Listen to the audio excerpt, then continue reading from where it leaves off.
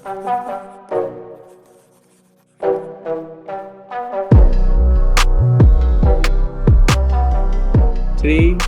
two, one. Boom, we're live. I think we are live, boys. Yeah, so We are live. yeah, Months of preparation, weeks of work, and we are finally here. this has been a thing for such a long time now, and it feels great to be doing this. So this is the very first episode of the UnCut Theory Podcast. Hopefully, the very first episode, if we don't fuck up. We may, I mean, That will be censored. yeah, I mean, we are doing this for the very first time. There's a lot of audio things, video things that are involved. Hopefully nothing goes wrong. But because, I mean, we cannot edit anything as such because the whole theme is uncut theory, if you know what I mean. Like in videos, if I just mess up here and there just a little bit, I can just cut that specific part out of the timeline. But no promises. Yeah. No promises. No promises. Absolutely no promises. So, firstly, I have to say that I have no idea how we'll be just taking this podcast, but we'll just talk a bunch of random conversations and let's see how that turns out to be.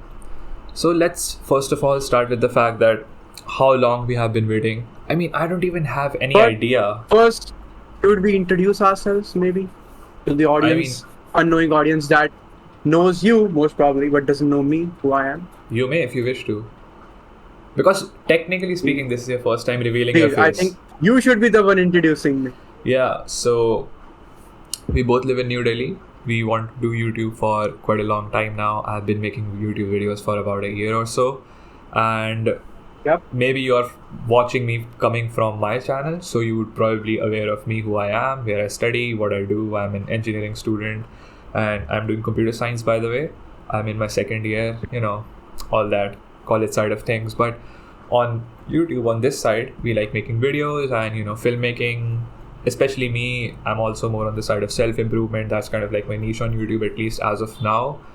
But talking about this guy, he is showing his face for the very first time. I think it's a big... Everybody shows their face. It's not a big deal, dude.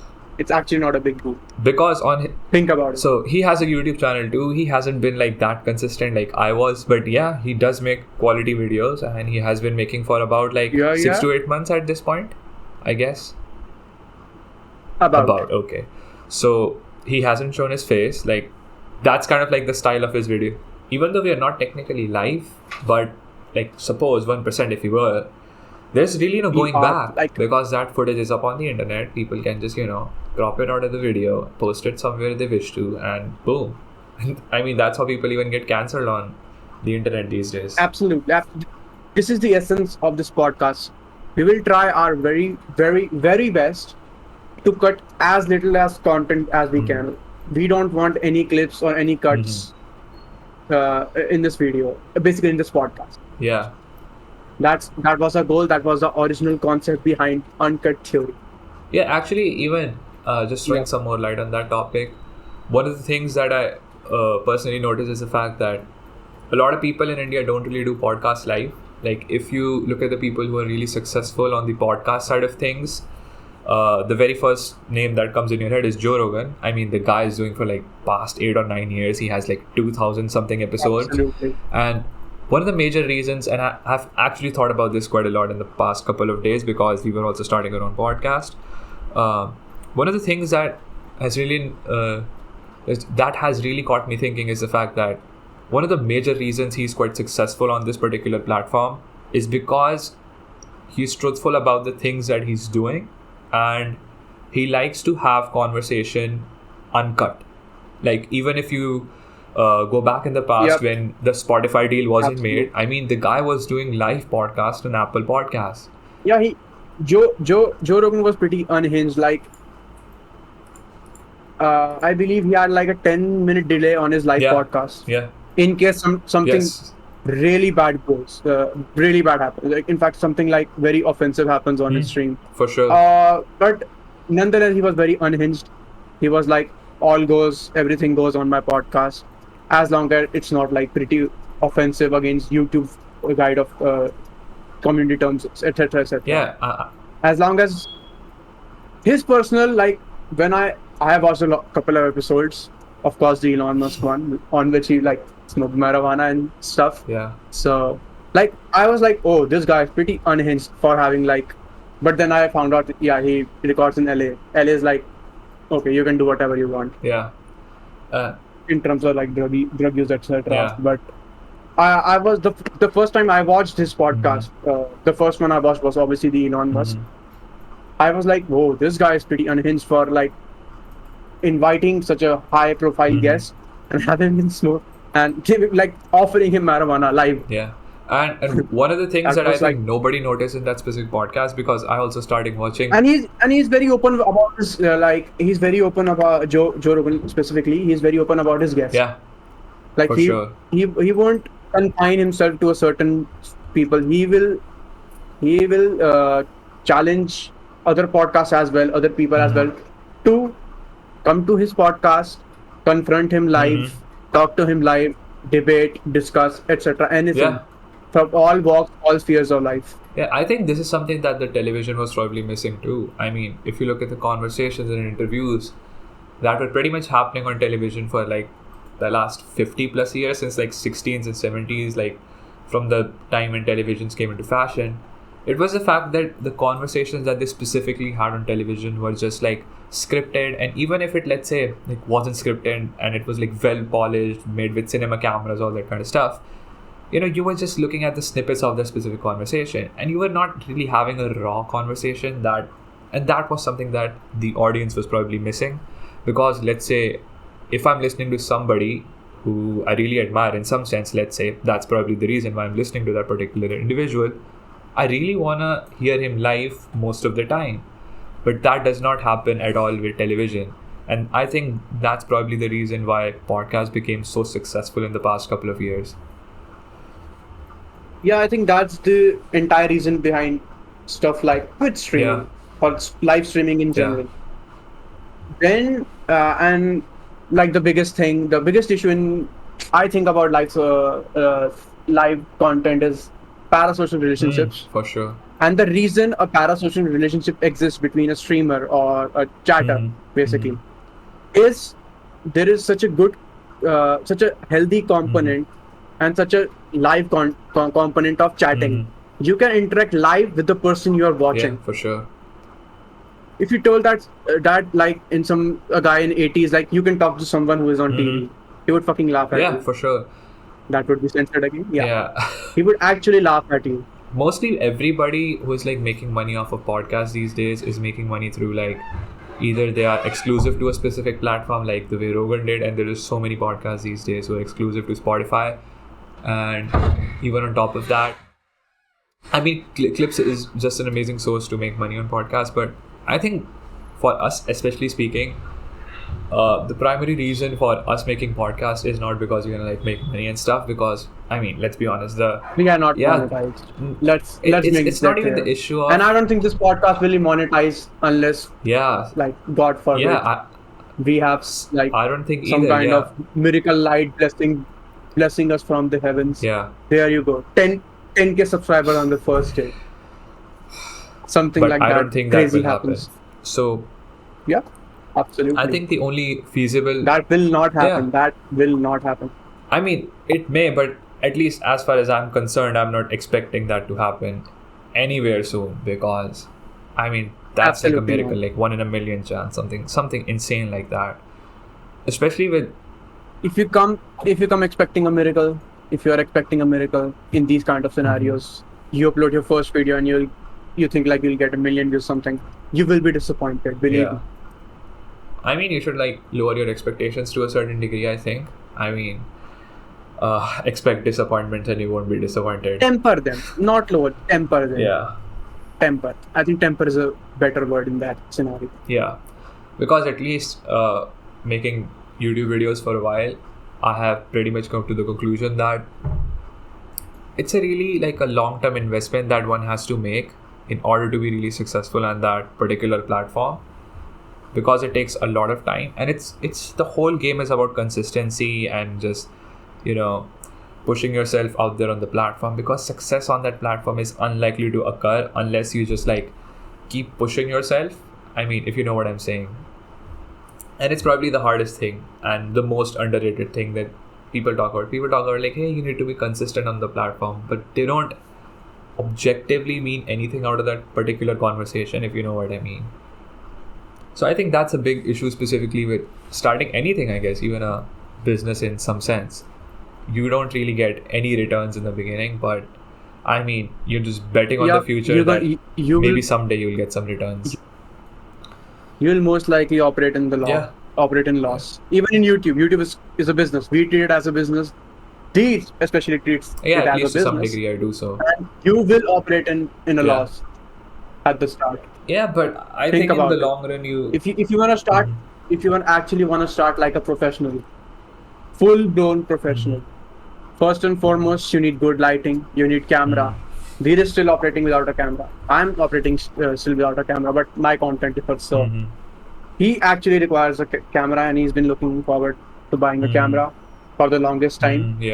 And it's a big investment. You need, at the minimum, for a basic setup, $2,000. Even more. I mean, excluding your.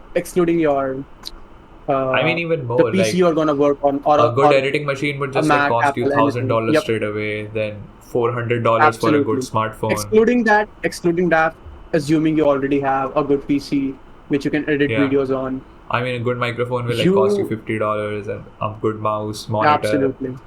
We are currently another thing. Both of us are currently using a Blue Snowball. Yeah. I mean, that's about $50. We got it on a deal, but I mean, if you just sum total all of that, it sits around somewhere. You need approximately $2,000. Roughly speaking, including the laptop, the editing machine basically, and either if you go on like building a PC or just like buying a Windows laptop like both of us did, or even like on the Apple side of things, it usually runs about $2,000.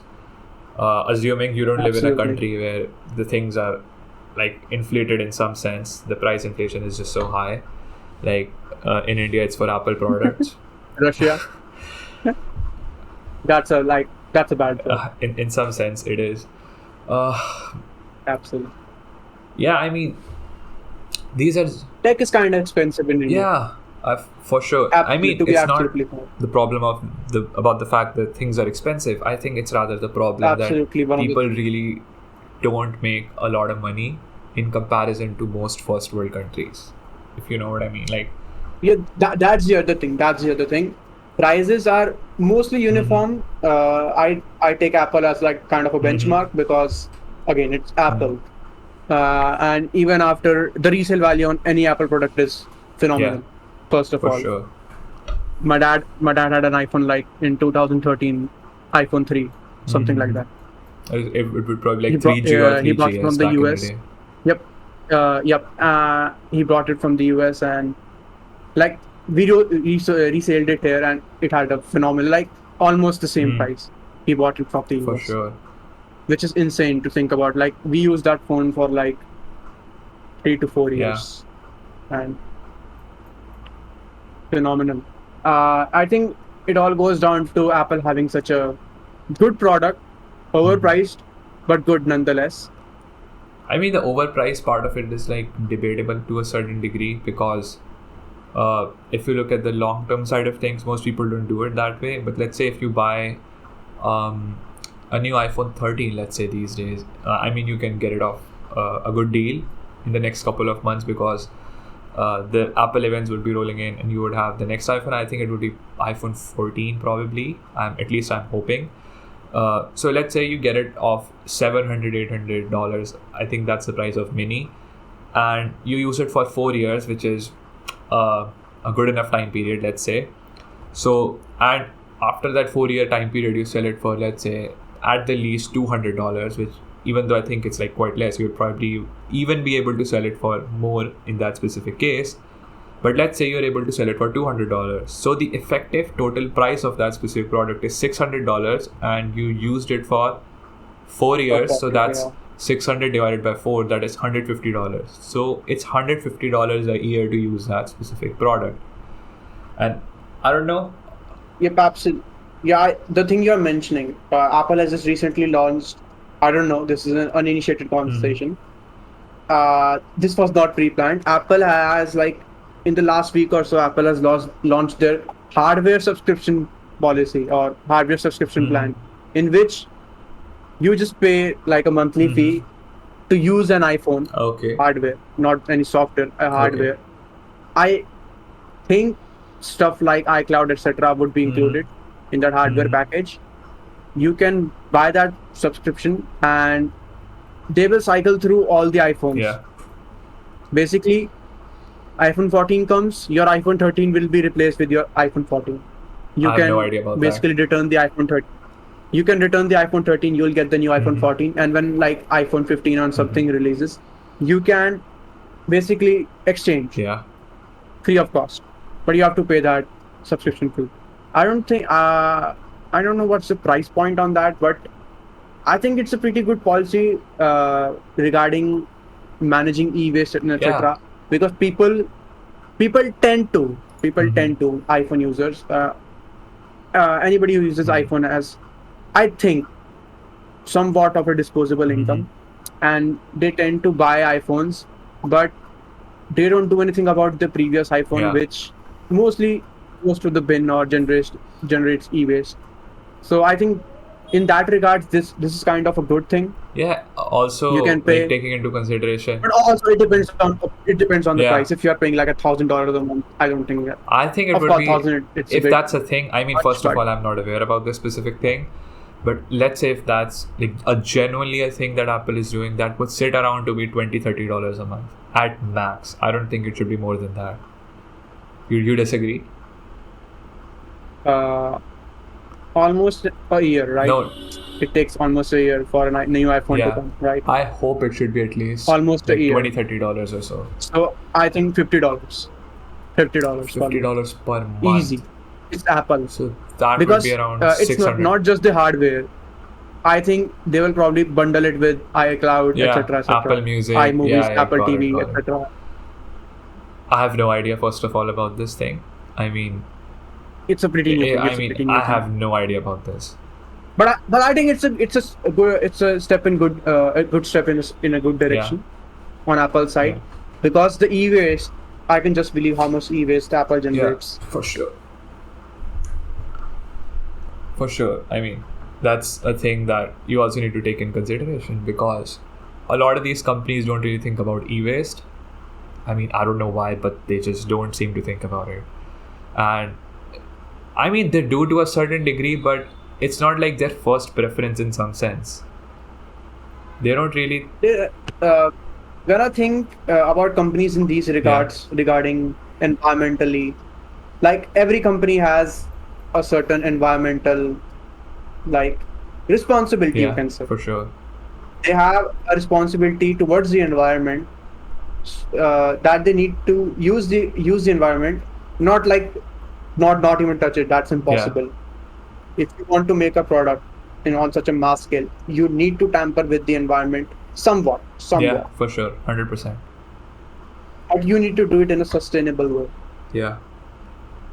And I think most companies do it because the government mandates it. For sure. I mean, the government has to, in some sense. All regulations are gone. I don't think hardly any company will follow any laws. I don't think so.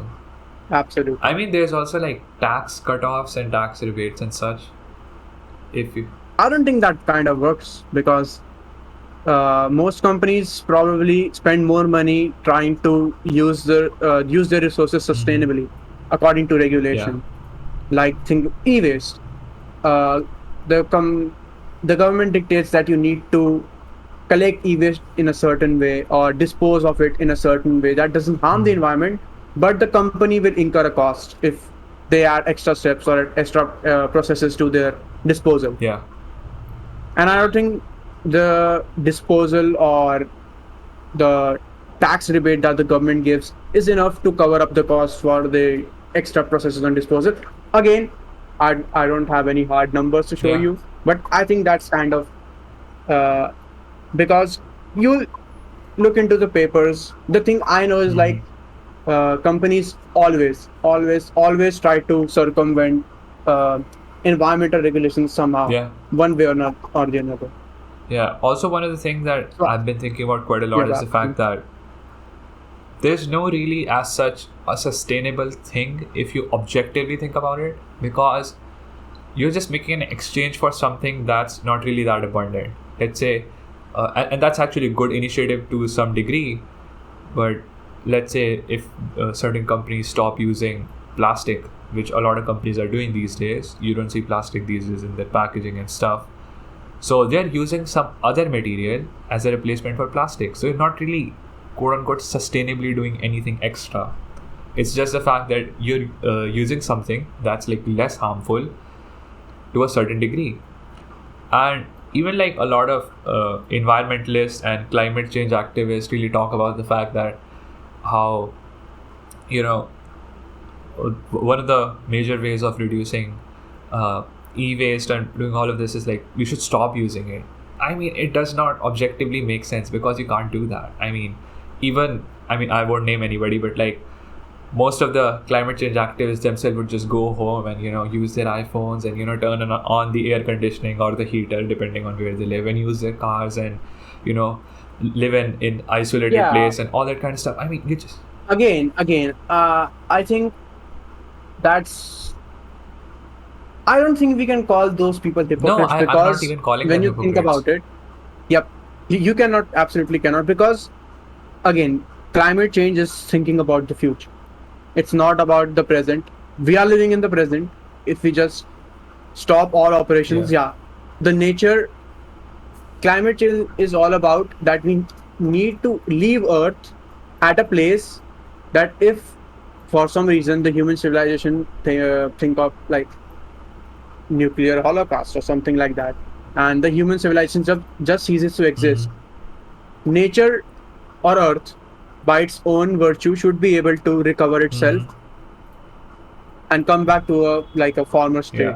Like you've seen apocalypse movies and stuff, like nature takes back everything. But the thing that the theory that climate change basically activists claim is we are changing the Earth to a point where Earth can't even go back to its former state, which is kind of horrifying if you think about it. Because think about it, if extraterrestrial invasion, nuclear holocaust, any kind of natural disaster wipes out humanity, at least Earth will be able to sustain life. Like it will take like a 500 years for all the 500 years is like not enough, like 1,000 years, 2,000 years for all, in case of a nuclear holocaust, for all the radiation to seep away and life can thrive again. It would be even more than that. It would probably take even more time than that. But in the end, about 10,000 years, let's say, it kind of takes for the nuclear radiation to wipe off, basically, the half-life to degrade and stuff. Nature would still be able to thrive, and we can have a hope that life will survive. Humanity may cease to exist, but life will still thrive somehow.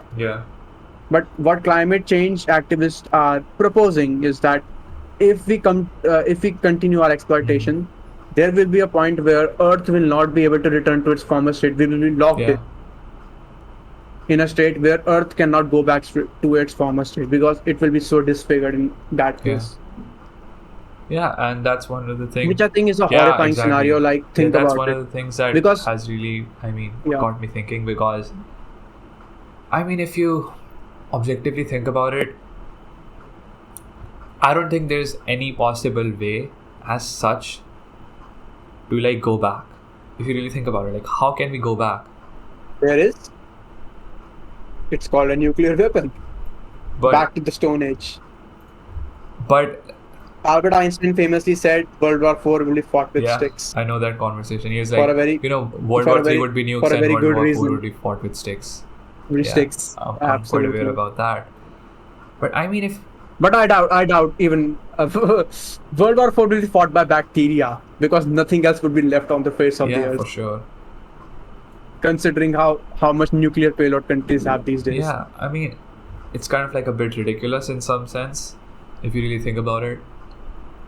I have no idea about how they will actually like fight against climate change to a certain degree, because we don't know like what will happen, because I mean, I was looking at this conversation, I probably showed you as well, about some like climate change activists, talking to Jordan Peterson, and he was like, we can do this, we can do that. And Jordan Peterson was like, hey, you can't really... Please. I was thinking we would at least bring Jordan Peterson in like episode 500 or something crazy like that. Control, my man, control. So, the thing that Jordan Peterson pointed out was like, for anybody wondering why I said that, it's because I talk about Jordan Peterson all the time. No, that's not the reason. Just open your Chrome tab or anything and just read the Wikipedia page about Jordan Peterson. He's a great guy, don't get me wrong, but still, very controversial. If I say so myself. To some degree, he is. But I mean, I don't follow him for the controversial stuff. I mean, he's a big fan. Yeah, I mean, I follow him for his psychology lectures and the thing that he's like truly known for.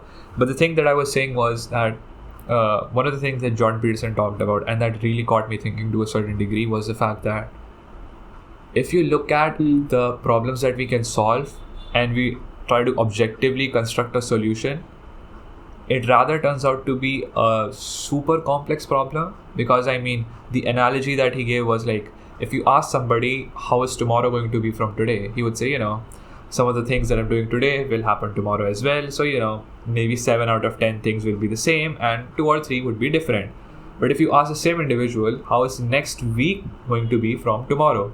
He would say, there's some more things that will be different. Then he asked about, what will be 1 month from now and how it's going to be like that. The perspective will continue to get more skewed. So the thing and what I really like about this particular analogy was the fact that he said that if you objectively try to think about something, you're basically like betting on the future. So the errors that you have right now at the moment, they can compound in the long run, and that would just create a reality in some sense that you would have no idea about. So, I mean, that really got me thinking, because one of the examples that he gave was like, back in 1850s, like, the second half of the 19th century, we have more trees in North America than we had back in the day. And the primary reason was because people used trees as a source of energy. I mean, they burned wood and, all that kind of stuff. They used trees for that. But now we have coal. So, I mean, if you ask somebody, like, is using coal or burning coal a good thing or a bad thing? Now, that's a really complex question. So don't answer it like, oh, it's a good thing or a bad thing straight away. Because that like actually opens up like infinite realities to some degree. Because let's say if you don't use plastic, we'll be using something else. Like we'll be using jute bags, or we'll be using paper to some degree, and using paper would in turn be cutting down more trees. So is actually, if we actually stop using plastic to a certain degree, will that actually help in some sense? I don't know. And that actually... Yeah, I think that's a really big thing concerning climate change and stuff. Regarding that, something related. I was watching long time ago. I was watching a National Geographic documentary on sharks. I think something regarding sharks, and basically aquatic animals, rare aquatic animals who are kind of nearing extinction. They're pretty rare. They're nearing extinction and stuff. So it was regarding. I think there was a Chinese village that hunted, what are they called? Stingrays. They hunted stingrays. And in regards, stingrays were in their area, like their aquatic biome and etc. Stingrays are becoming increasingly rare for obvious reasons, because they are being hunted. And the government imposed laws on the people who are the fishermen that you cannot hunt for stingray for a living. And most of the people in that area were fishermen whose main source of income were hunting stingrays.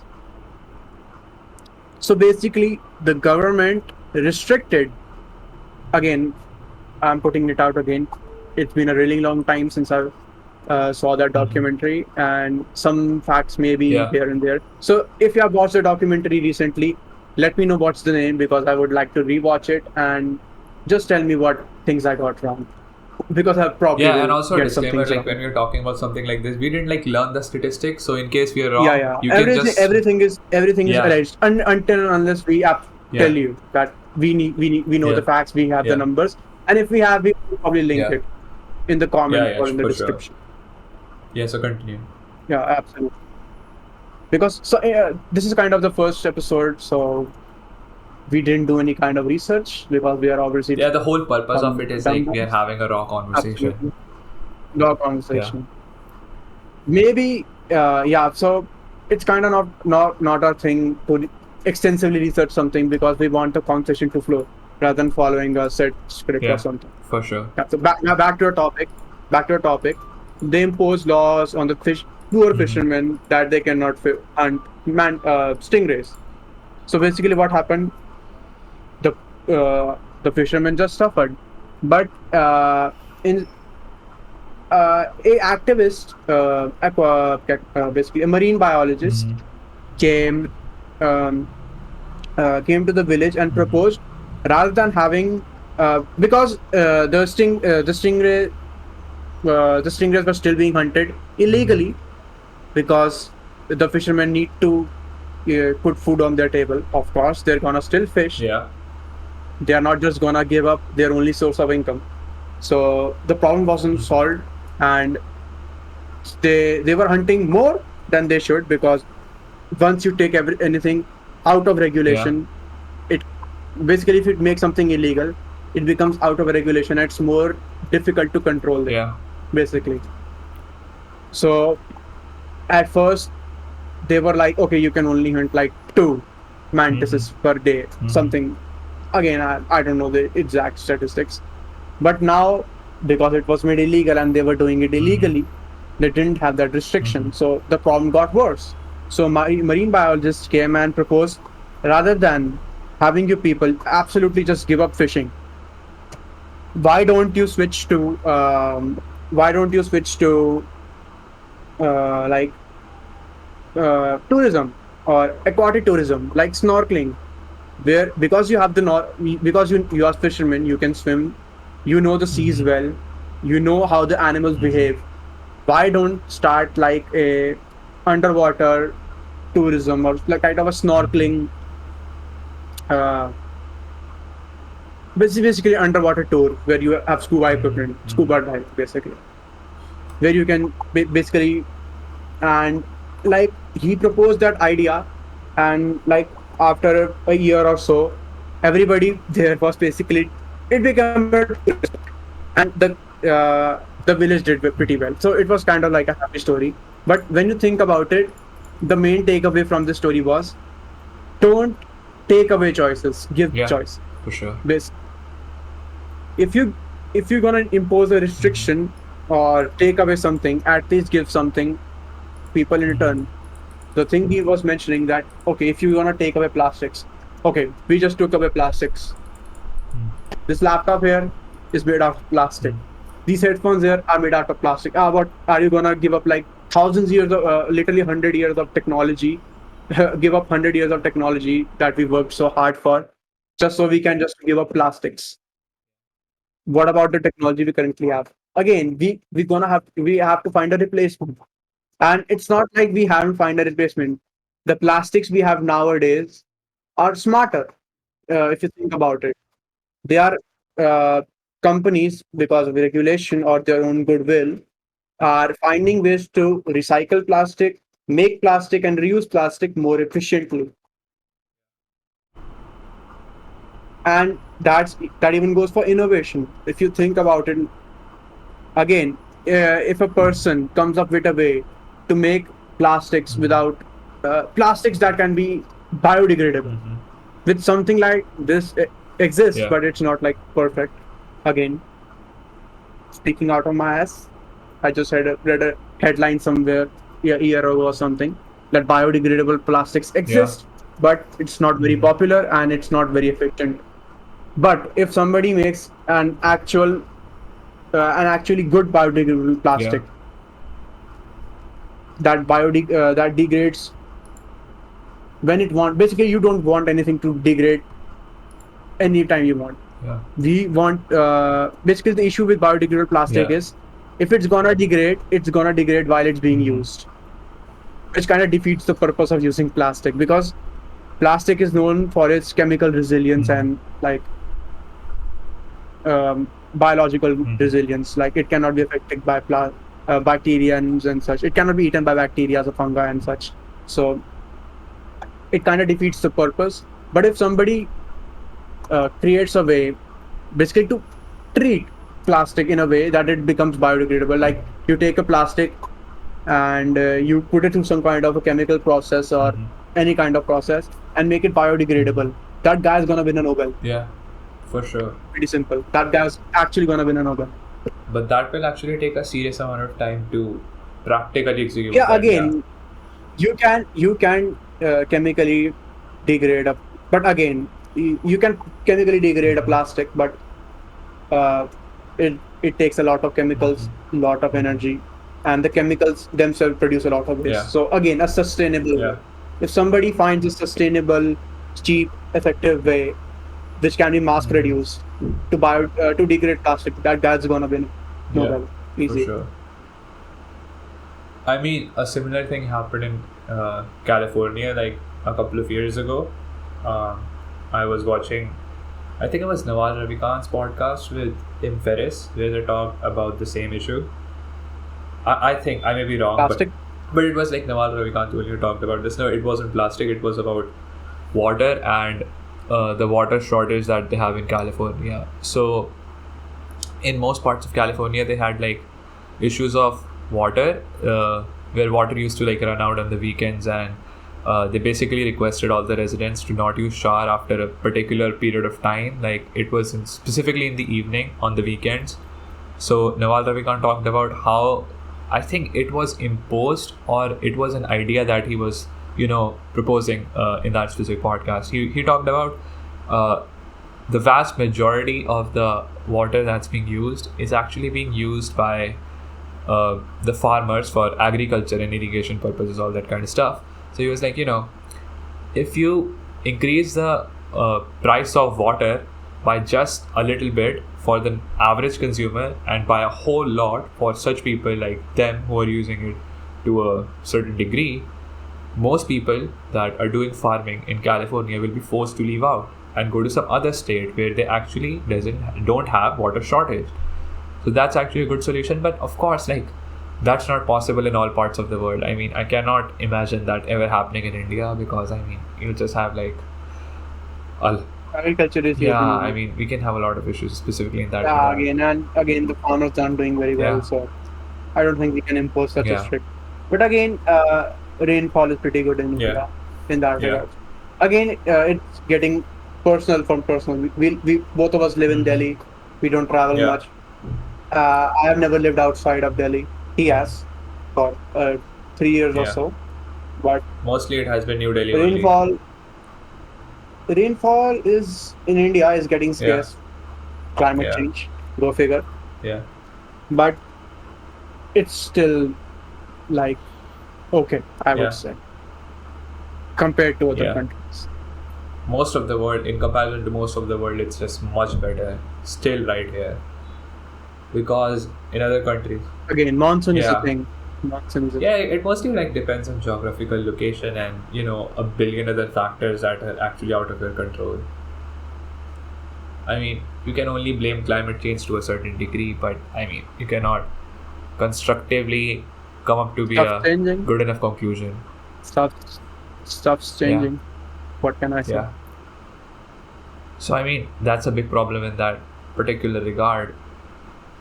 Because I remember actually like 10 years or so, when we were kids, monsoon was a season. It was a proper season. It lasted for like a lot 2 of months. When I talk to people, the funniest thing, when you talk to someone who is not from India, and you talk to them, how many seasons are there? Oh, there's a spring, summer, autumn, and winter. In India, there are 4 seasons. There is no spring in India. It's only summer. First thing foremost, there is no spring in India. At least the part where we live in. Absolutely no. The time winter ends, it's summer. because it's so fucking hot. I mean, Spring, monsoon, autumn. Autumn is like very small. It's like a week or 2 weeks max, and then it's winter. But I think monsoon is kind of rare as such, because I remember when I was a kid, again anecdotal evidence, but around monsoon is like June. What's the timing for monsoon? Somewhere around June. Around June we would get basically a month where it rained almost every day. For sure. And the weather was, I think the weather is good. If you ask a British person what they think about gloomy weather, they'd say, "Oh, I fucking hate gloomy weather." If you know what I mean. I have talked to a lot of British people online, and they always say, "Oh, I hate gloomy weather." And on the other hand, I love gloomy weather because it's always so much in India. Gloomy weather is like, oh, today's gonna be a cool day. I don't need to. I won't sweat. I won't be sweating off my ass when I go outside for 5 minutes. So that's why I love gloomy weather, because it tends to stay cool outside. For sure. And that's the reason why monsoon is the kind of my favorite season. But when I talk to people online who don't know what monsoon, or who don't live in India or anywhere in South Asia, they're like, "What's monsoon? I've never heard. It's a made-up weather. It's like a made-up season. You're joking with me." And then I kind of have to show them, no, monsoon is a thing in India. For sure. I remember there was an online poll on Twitter or something, and they were asking what's your favorite season, and monsoon was not in the options, and I replied to the tweet and have you ever heard of monsoon? Yeah, because for most of the world it's not even a thing as such. It's not like that. But here in India it's kind of amazing. I love monsoon. It's the time of year when it's basically perfect for outdoors and kind of outdoor stuff. Again, if it's raining now, but it tends to rain in a week. It tends to rain 4 days, any 4 random days. It's gonna rain, and the 3 days in between, it's gonna be phenomenal weather. Basically, that's why I kind of love monsoon. Enough of this tangent. Let's get back to topic. What we were discussing. We were talking about climate change. Climate change. Again, the thing that you mentioned about Californian water shortage. You cannot that's kind of ethically wrong to impose such a strict restriction on a certain subset of people just because they are using more water. But again, back to what Jordan Peterson said, that it's a very complex problem. For sure. You cannot just enforce laws on somebody and expect such strict laws on somebody and expect them to follow them diligently 100% without any issues. That's kind of legally, maybe it's a law, so legally it's okay, but ethically it's kind of wrong. I mean, to a certain degree, I also feel like the people shouldn't agree with it. To a certain degree, because I mean, if you what do you think? The average Californian bloke will think about farmers. Absolutely, they would think about farmers. That actually depends. But what I'm really trying to make a point here is, you shouldn't give government that much power that the next time that they make decision, you cannot even say anything. If you know what I'm saying, actually. Because that will just result in something completely different. The thing about any two-party state or a two-party democracy, what I have noticed is when a party comes in power for a long period of time, they make certain kind of laws, and when they lose power and the other party comes in power, the first thing they do is dismantle the laws that were made, which is kind of dumb if you think about it. And for sure. Again, the most famous country with the two-party system is, of course, the US. And I've kind of seen that kind of thing happen where laws get dismantled and reassembled again and again. It's kind of moot if you're basically reinventing the wheel, basically. it takes time. It takes time to pass bills. It takes time. Again, we don't know anything about US Yeah, politics. I mean, we won't even be getting there quite a bit. I mean, Yep. if the Again, conversation flows, it it's not. flows. Basically, it's not the current. We are not trying to get Yeah, political exactly. here. We don't take sides. I'm a true Yeah. centrist. I can say that. Same Yeah. with Dean. He's pretty Yeah. center. They can show you proof in some leading episode, Yeah. but show you more proof. But again, like when I as an outsider watching it, watching at first glance, it looks like, oh, I take a look at US politics. That's kind of Yeah. dumb. When I first look at it, that's kind of dumb. But then I look at Indian politics. Oh, that's even Yeah. dumber. For sure. Okay, so Yeah. so that's why I never want to indulge in politics and stuff, because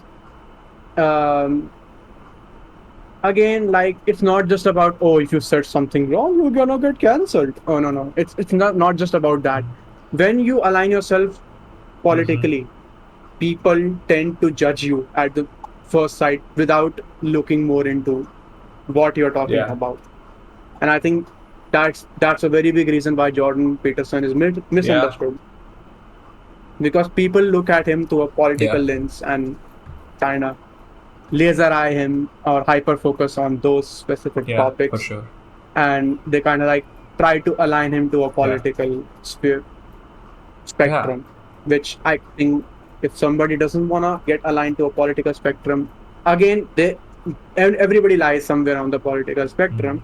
But if somebody explicitly says, no, I don't think I align with this political spectrum, I don't believe in their ideologies, or what I say is completely different, or you cannot unanimously align my ideals to basically this or this. I mean, the problem doesn't even stop there. I would rather say it actually starts there.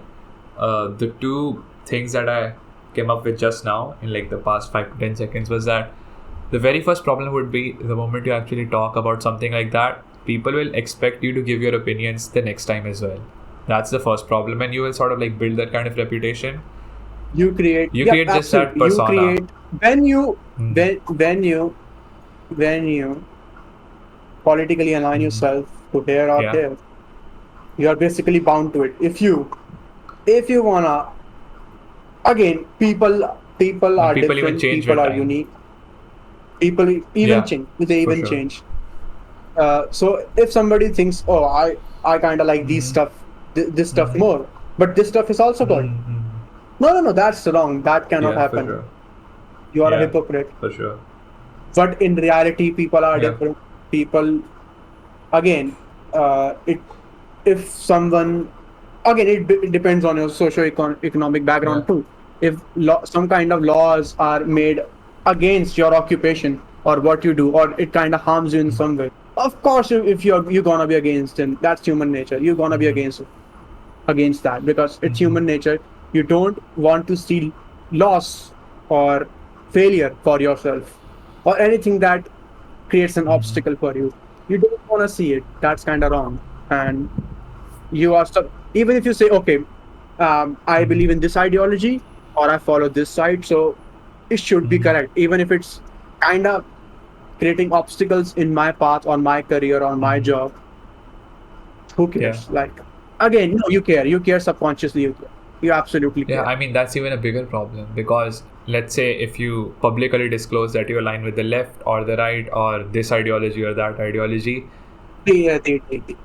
Just do this. Absolutely. Please don't mention the left. Yeah. So the thing is that if you talk about like, hey, I align with this particular ideology, the next time they do something wrong, or I mean, it's not about if they do something wrong. Assume it's about everything you say. They're gonna assume you speak from that side, not as someone who is completely unique, who has personality, who has unique takes on everything. And you just lose your individuality, and even on top of that, like, I think that's like kind of the major reason why people think why content creators or celebrities try not to align themselves. People mostly think, oh, because like they don't want to upset their audience who belongs to their side.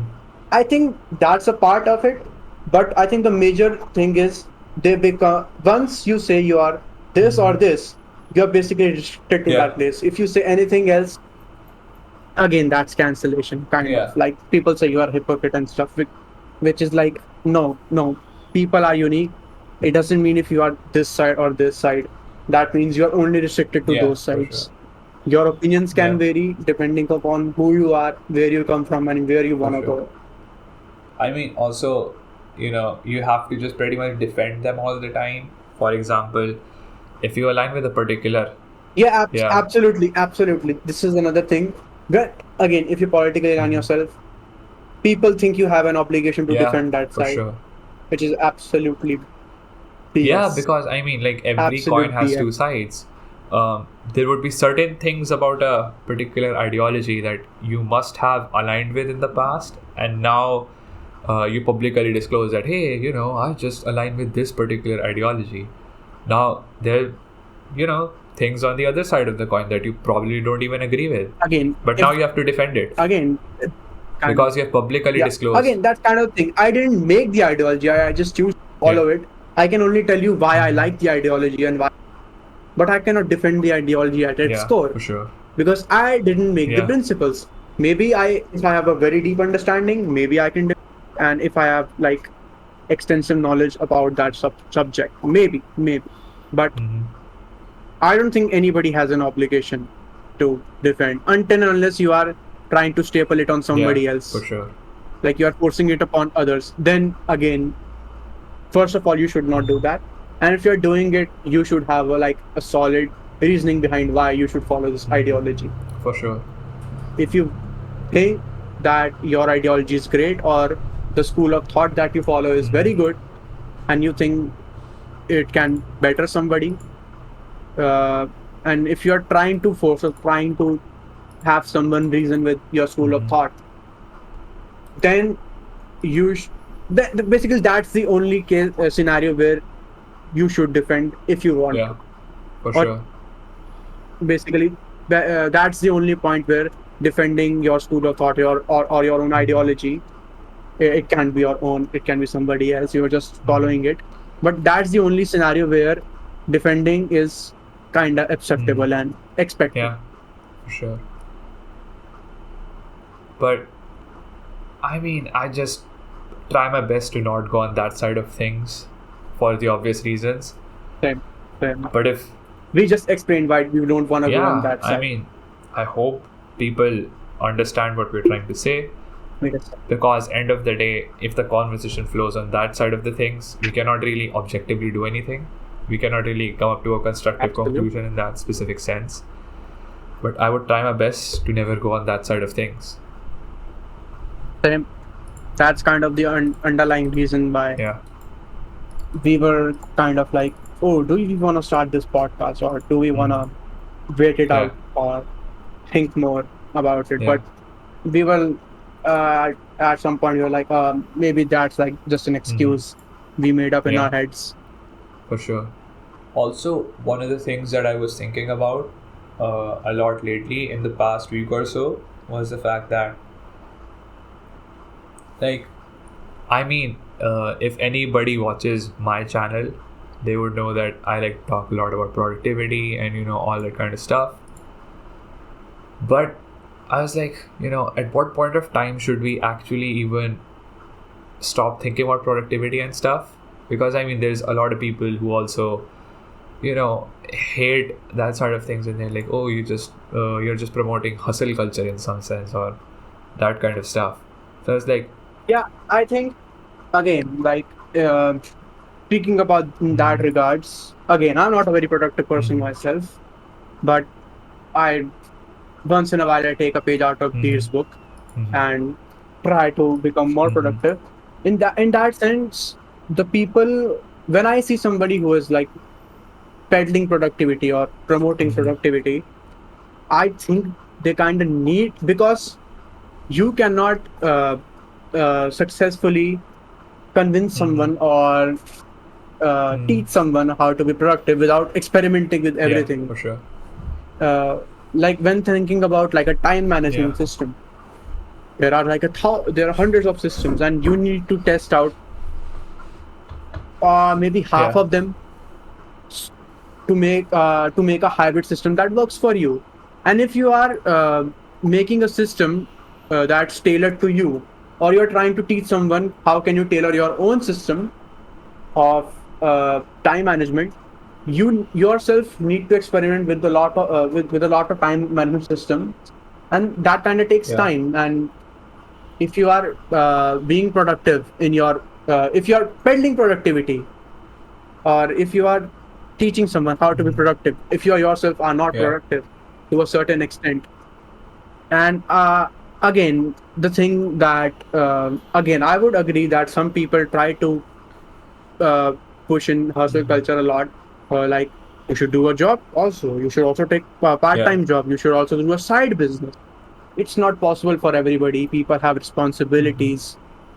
Some people cannot give up. If you are trying to sell them that regardless of their age or their background or their responsibilities or their current relationship status, if you are trying to peddle them, you can do everything, the world's your oyster, do everything. No, that's not possible. That's absolutely not possible. Some people cannot support themselves financially, and some people can basically, I would say that if like a 40-year-old guy who is happily married and like wants to start a new page of his life, he wants to do something exciting. I'm not saying that no. Just go back to your place you came from. You have responsibility. You have kids. You have a wife.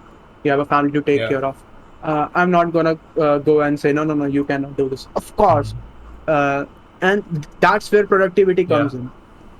Productivity is all about making things efficient. For sure. Again, if you think about giving time to your family, how can you be efficient in that?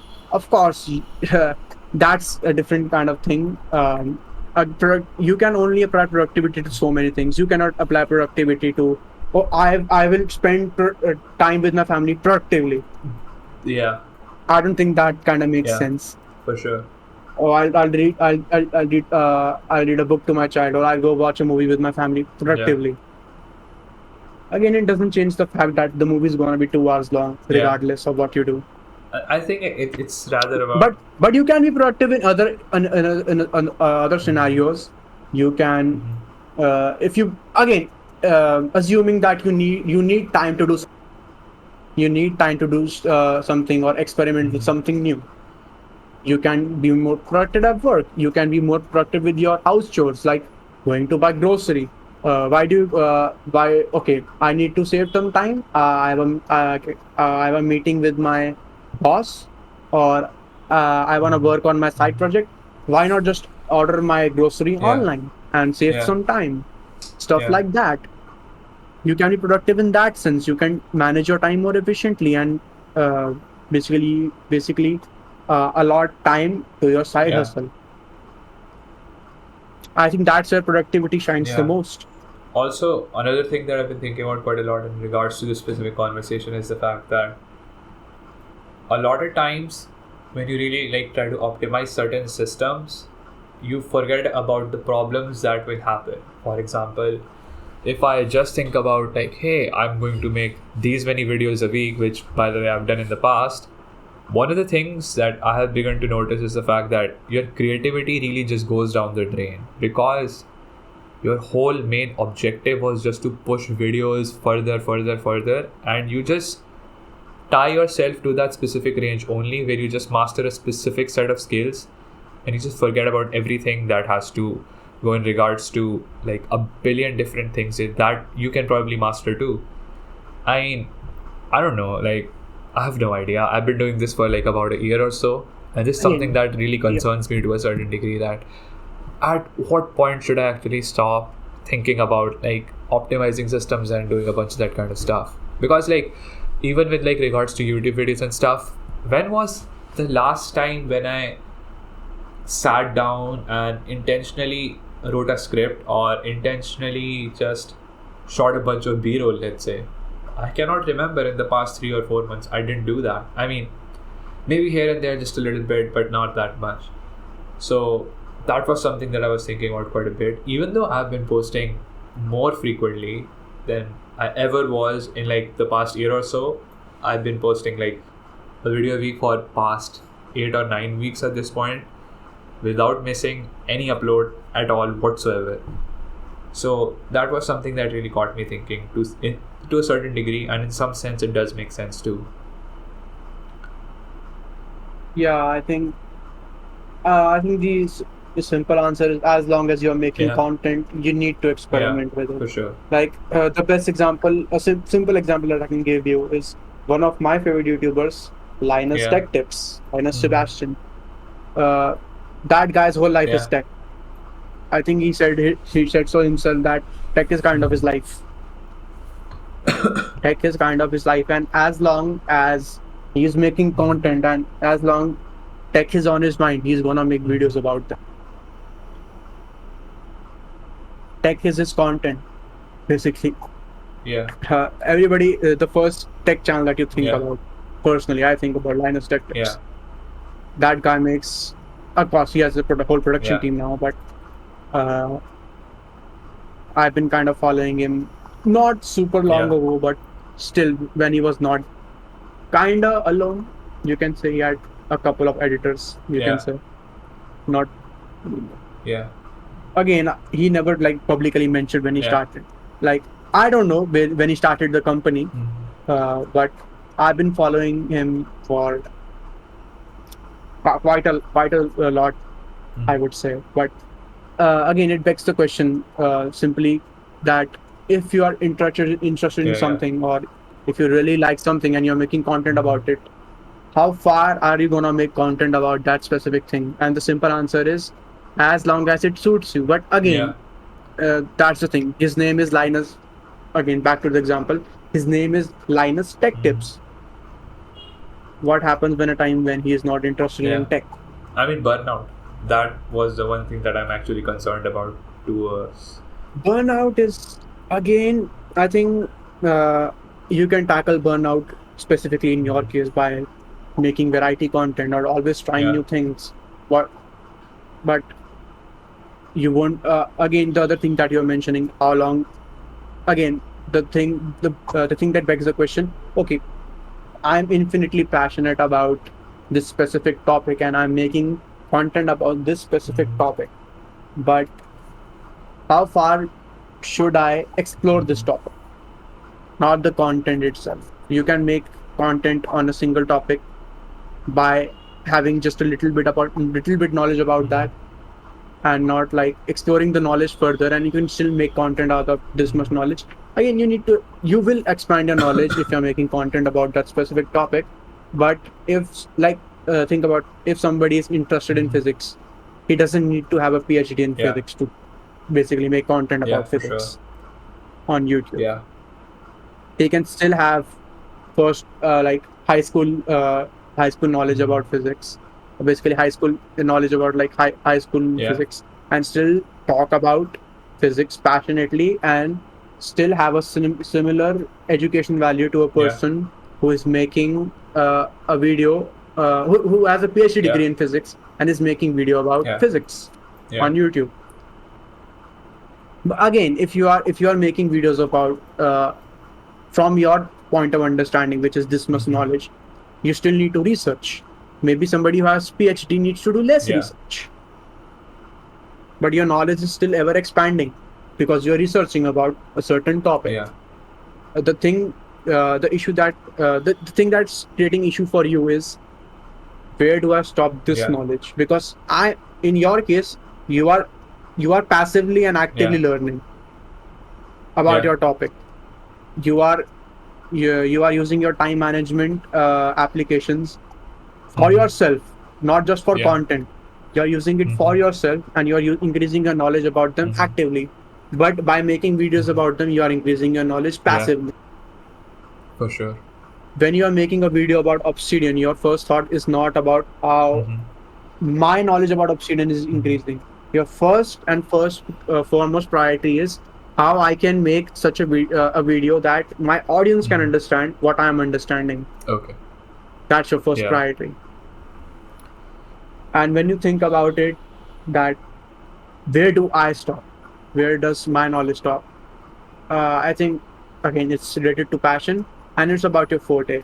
Like I'm very good at VFX and animation, and Veer is really good at time management and let's just basic editing like cuts and Yeah.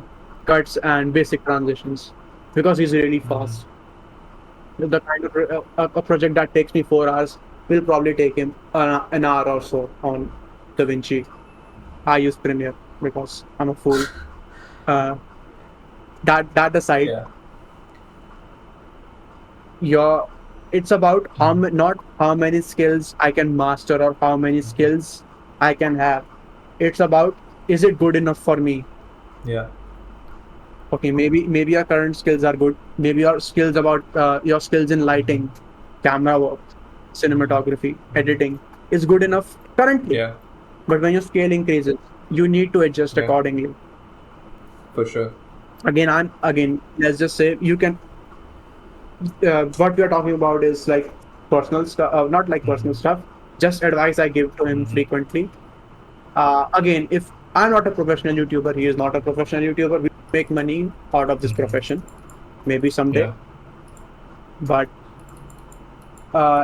it's when I talk about these kinds of stuff that you would think that this guy is not a professional YouTuber. Why should I listen to him?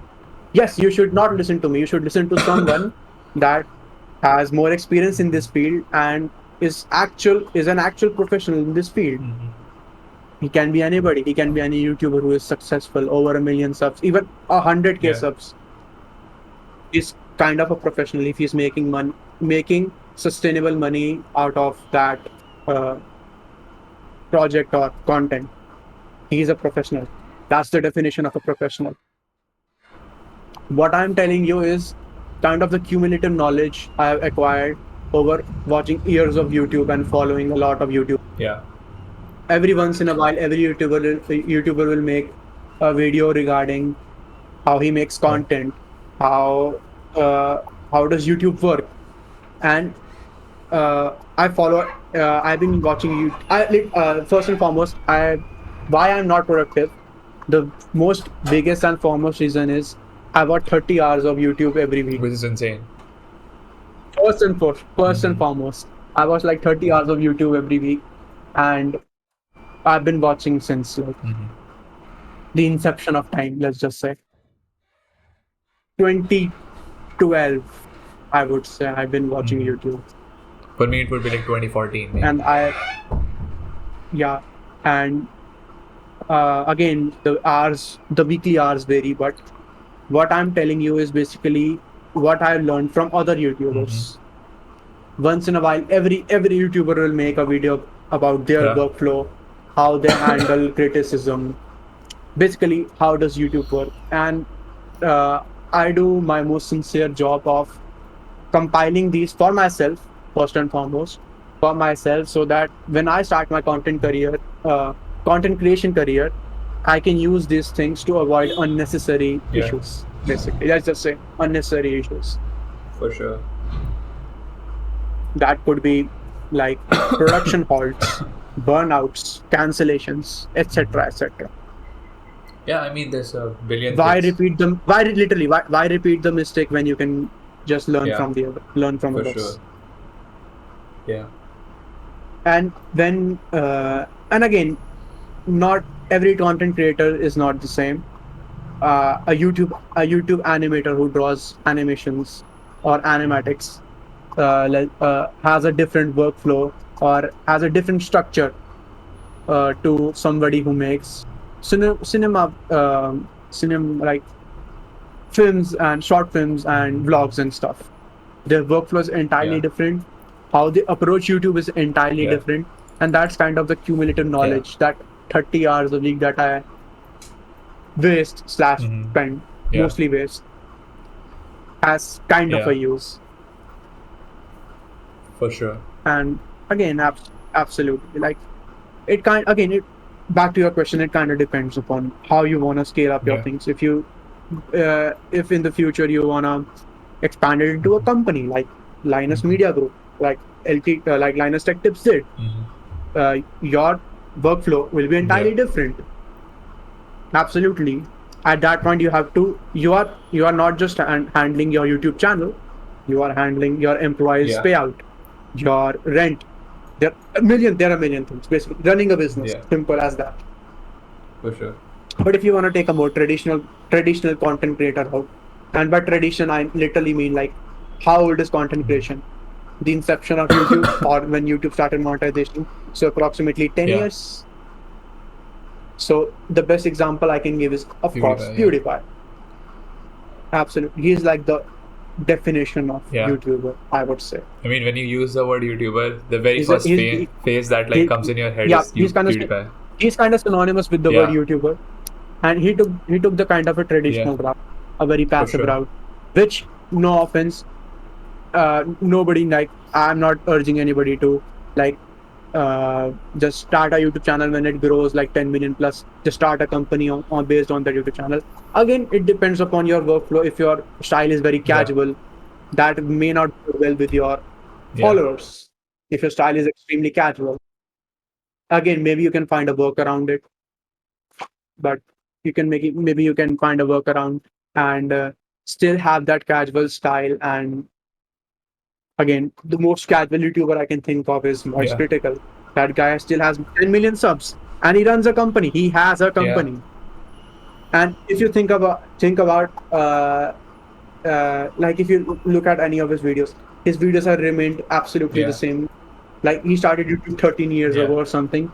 And the only thing that has changed is in 2017, he introduced a face cam. He didn't face revealed since before that. I think that's the only thing that has changed. And even then, his setup has remained approximately the same. Absolutely nothing has changed. He still has that casual style, but he runs a company. He has a what's his company's name? Human Media Group, maybe. Media Group. I don't exactly remember. He has a proper company, but when you think about it, again, back to the previous example, maybe you don't know about Moist Critical. What you definitely do know about PewDiePie, even PewDiePie has his company. He has a clothing merch company. Apart from his merch, he has a clothing brand, Suki, with his wife. He's not actively involved in anything. When you think about PewDiePie, you don't think about CEO of this company. You think about, one of the biggest YouTubers. And again, he took a very traditional route, and he has stated in many of his videos that after all that Cocomelon and T-Series debacle, I personally think he has kind of unofficially retired. Same. And I think he has maybe mentioned, again, I don't remember, long time ago, he has maybe mentioned that he's gonna take YouTube very passively. He has mentioned he's not gonna stop making content, but he's gonna take YouTube very, very, very passive, like very non-seriously. For sure. Again, he has mentioned that whenever he mostly takes breaks in January, because every YouTuber takes a break in January. Thank you, ad revenue. At this point, that January there will be no video on YouTube. That happens like every year since monetization has been enabled. As far as I can remember, like December is like Vlogmas. A video is coming every day or every other day. December is payday. December is payday. December is when you get your salary bonus. January is dry day. January is dry day. Yeah, for sure. Again, January is like unpaid labor. He has mentioned that he's gonna. But if you think about, again, he has like 110 million subs. Of course, that doesn't mean he has 110 active watchers. If that were the case, like his viewership would be through the roof. For sure. But the T-Series stuff, mass subscription. I believe the majority of it is not bot, but there are some bots in those, maybe a couple million in a subscriber count. But I think most of them are just passive subscribers and who just subscribe for namesake. He deserves it. Basically, I would say he deserves it. He's been doing he has been uploading every day since I think in 2020 or 2019 was the first time he ever took a break from a daily upload. Think about it. uploading daily for 9 years or something. That's fucking crazy. Yeah, Actually crazy. for sure. And if anybody is thinking, oh, he has an editor, and no, that doesn't make it any Yeah. easier. Believe me. I mean, you just wake up some days, you don't feel great. And the fact that he was just filming videos like crazy, I mean, it's insane. And he even like moved countries, I suppose, in between. He moved from Sweden to UK. Yep. He went from like That is Sweden insane. to Yeah. Brighton, Yeah, England. that is Yeah. insane. I mean, just coping up with everything that is happening in your life, and even on top of that, still putting yourself out there every single day for a decade. That is insane. Yeah, just think about it. You get sick, you don't want to make content. There are a million reasons why you Yeah. don't want to make content. Yeah. Believe me, I'm a procrastinator. Uh, there are actually a million reasons why my mind will find to not Yeah. make videos. And even if you are diligent, there are some days where you physically cannot make content. And it's literally family issues. Yeah, anything. You are sick, extremely sick. You got injured and are Yeah. hospitalized. Million reasons, actually million sure. reasons. But when I started making videos, I have such a deep appreciation now for content creators, especially daily content creators, who even if you are making if you like making low even if you are making low effort content like reaction videos, it's not easy. Yeah. Believe me, it's actually not easy. Some people may, again, relatively it's kind of low effort content, but believe me, it doesn't make it any easier. I mean, I just have massive respect for Casey Neistat at this point. The fact that he was making vlogs with Vlog- time lapses, fancy B-roll.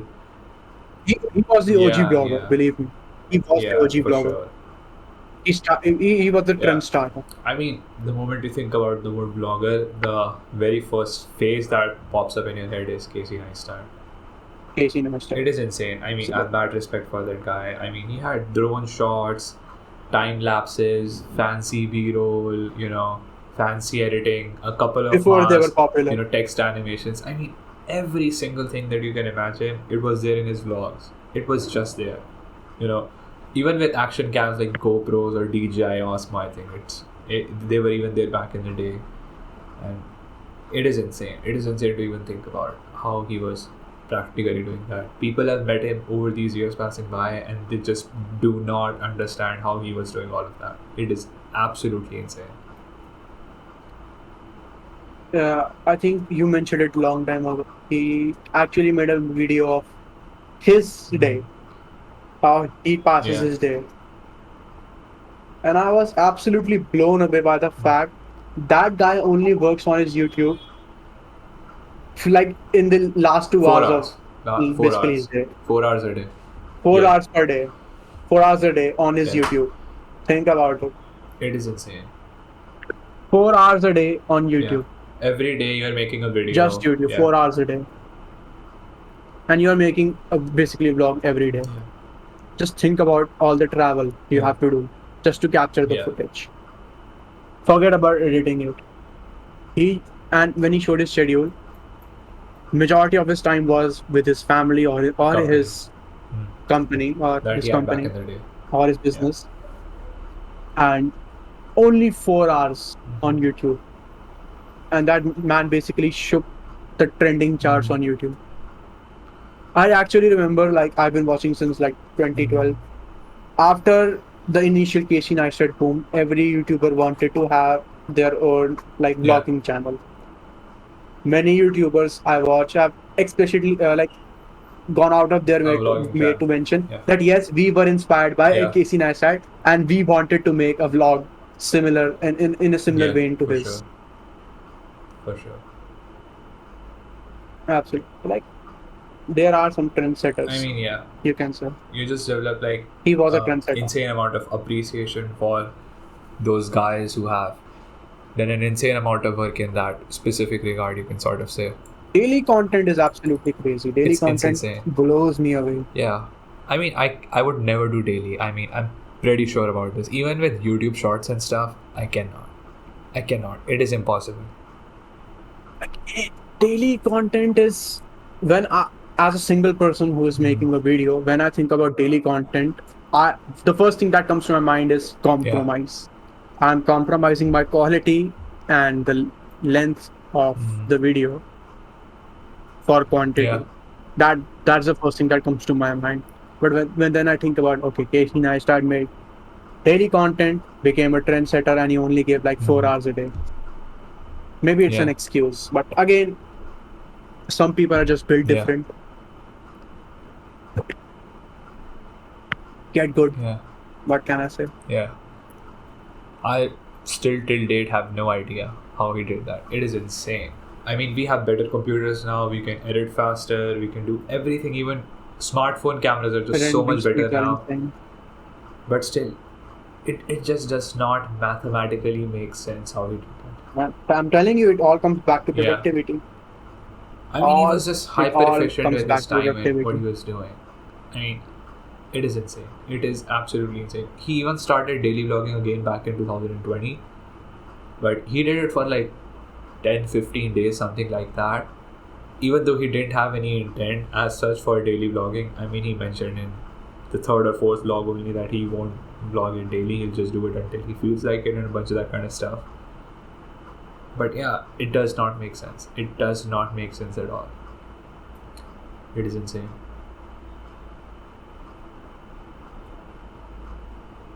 Again, like Casey Neistat is kind of the creator who, when you upload something, it's more like an event. I would say it's more like an event. Like he has reached that kind of caliber, and he's not just when I think about upload schedule. A lot of like the major consensus from the basic consensus, like what can I say? The average upload time or the expected upload time from any YouTuber is at least once a week. Yeah, that's kind of like the standard. And even if you like want to start a YouTube channel, or any big creator or small creator would recommend you that you at least put out one video a week, at least. For sure. But then I think about people who are the exceptions. Casey Neistat. Literally the first YouTuber that comes to my mind is John Brown.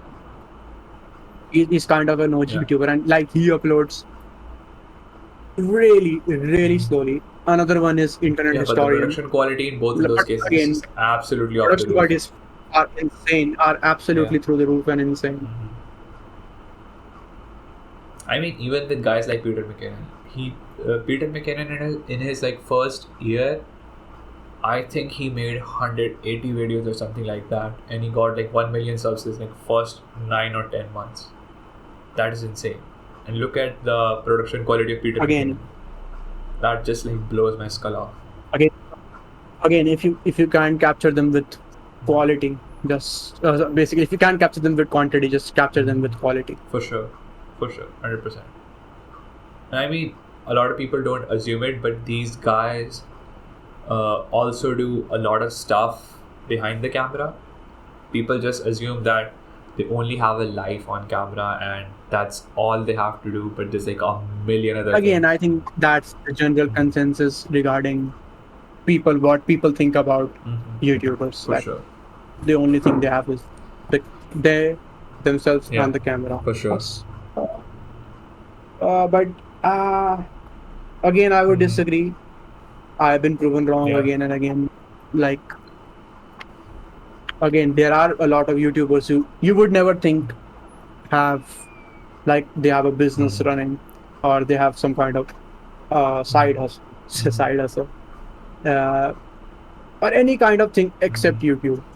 I'm not talking about like family time and like family relationships. Of course, everybody has.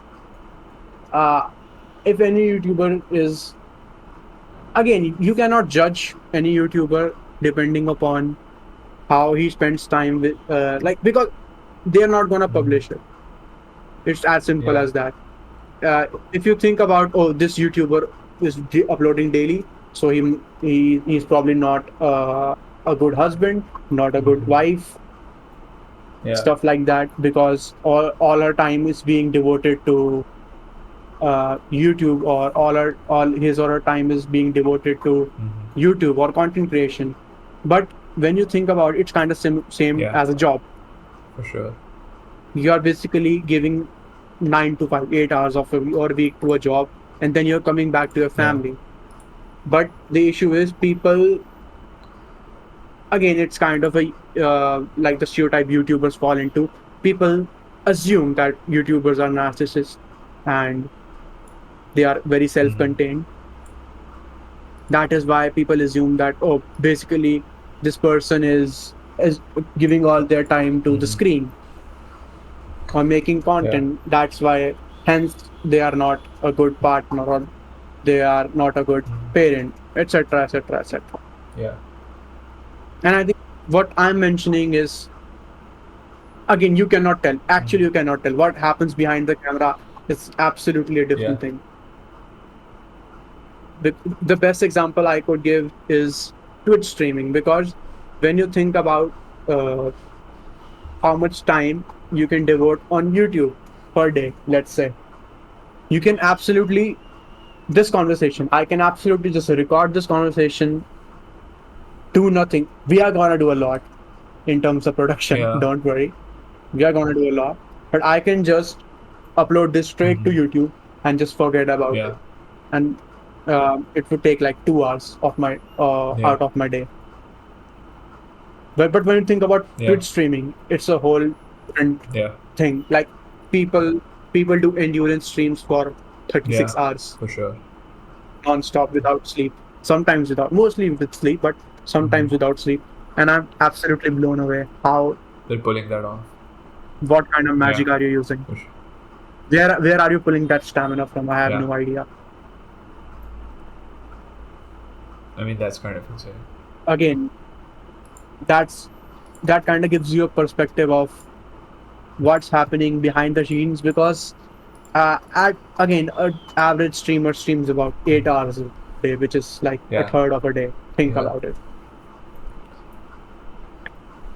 It's like a full-time job in itself. But when you think about it like this, if I tell somebody that I am streaming 8 hours a day, they would think, oh, you don't have a life.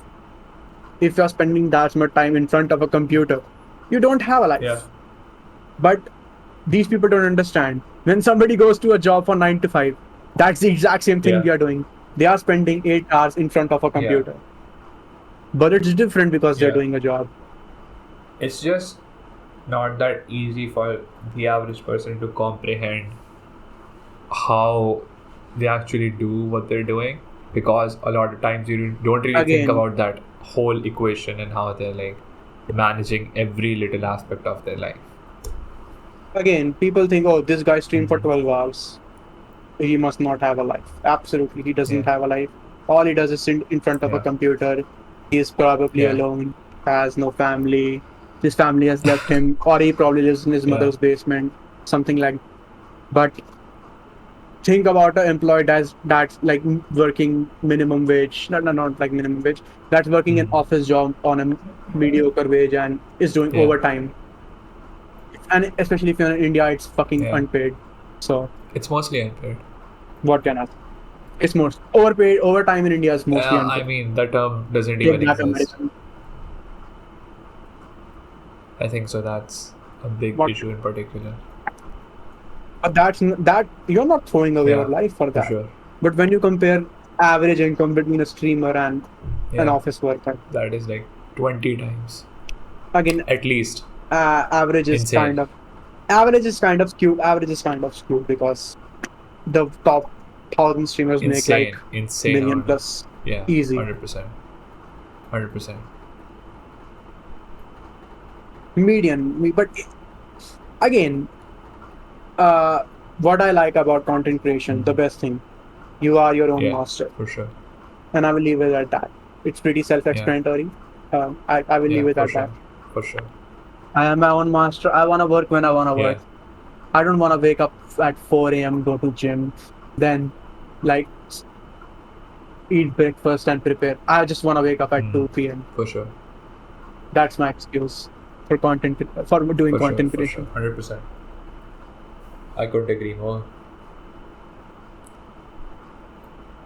Yeah. I think we should wrap it up. I think so. It's been an hour 30. So it's been about an hour 34 minutes, roughly speaking. So our idea for making this specific podcast is about 90 minutes, and that is going to be weekly episodes. So we'll see how that goes. Yeah. Okay. We'll try not to make any cuts, but no promises. Power cuts are a common thing in India. If you're watching from outside, power cuts are very, very, very common, especially in the summer. No promises that there won't be cuts. But we'll try our best not to do so. We'll absolutely try our best not to do. So I think we should wrap it up. So that's pretty much it from my side. Thanks for watching. You can also check out both of our individual channels as well. And I'll just link all of that down in the description. So I guess that's pretty much it for this episode. Again, thanks for watching. And be sure to like and subscribe. We'll catch you in the next episode. More content to come. So thanks for watching. That's it. Bye-bye.